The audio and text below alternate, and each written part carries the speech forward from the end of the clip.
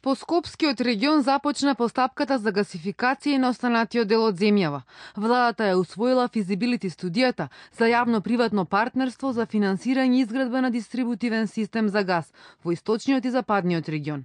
Владините проценки се цела Македонија да биде гасифицирана до 2020, доколку најдоцна следната година се најде и се потпише договор со концесионер. Според студијата, планирано е времетрењето на јавно-приватното партнерство да биде 20 години. Јавните повици за реализација на овој проект ќе бидат распишани до крајот на септември, најави вице-премиерот Пешевски. Вкупната инвестиција за целосна изградба на дистрибутивната мрежа во Република Македонија, со која би се изграделе над 650 километри на дистрибутивен систем, би требало да изнесе околу 150 милиони евра, од кои околу 100 милиона се потребни за изградба на дистрибутивната мрежа во Скопскиот регион и околу 50 милиони евра би чинела изградбата на дистрибутивната мрежа во западниот и во источниот регион. Во иднина сите градби ќе мора да бидат изградени со можност за приклучок на гасоводната мрежа. Оваа обврска е децидно пропишана во измените на Законот за градење, објави министерот за транспорт и врски Милејана Киевски.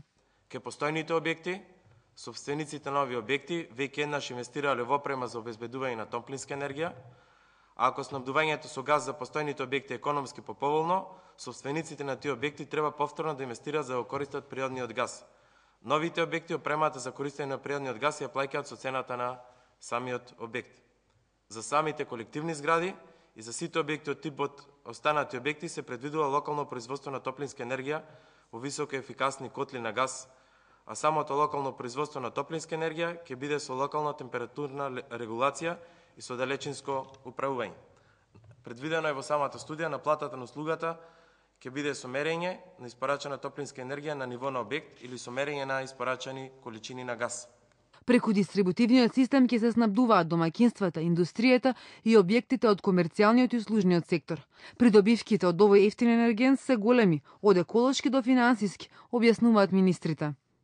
Согласно со проекциите од визибилити студијата, како на пример индивидуален стамбен објект од 240 квадрати би заштедело доколку премине од екстра лесно гориво да помине во газ, заштедата би било за 45%. Доколку за објекти што се јавни институции, заштедата од премин во екстра лесно корисник во газ би било негде околу 24%. Од каде Македонија ќе добива газ? Газпром, ТАП или друга варијанта зависи пред од меѓународните случувања, објаснуваат владините представници. Но според нив, проектот е направен флексибилен, така што може да прими газ од различни точки и различни држави.